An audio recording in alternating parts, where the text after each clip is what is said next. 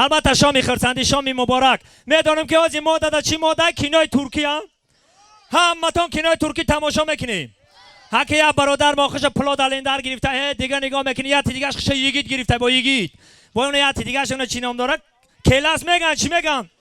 اونم خیلی یک برادرمون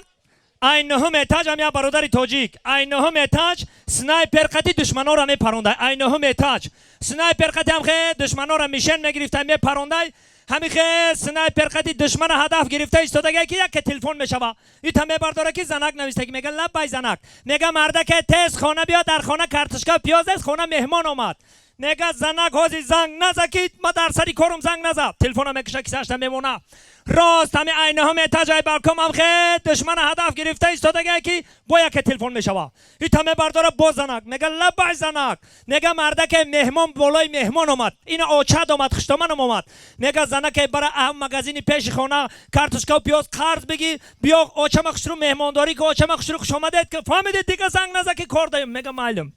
میمونه همین نه دشمن هدف گرفته ایستادگی که یک با تلفن میشوه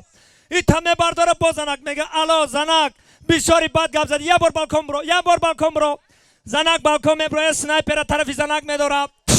الله اکبر جان زنک خلاص نه که همین دشمن هدف گرفته ایستادگی هم خیلی میشنده که یک با تلفن میشوه این تمه برداره با زنک میگه لبای زنک میگه مرده که تیز خانه بیا که اوچت بالکن برامد کسی پروندش احتیاجی در نرکار زمان هر سو رفته هر خشی در اختانو به همه ترکیه نکنید همه وقت دو درکای عزیز نامرداری میلاد نامرداری وطن نامرداری شهرک خود باشید یک قرصه که فرقتی میزنه قطی یوون یالدرش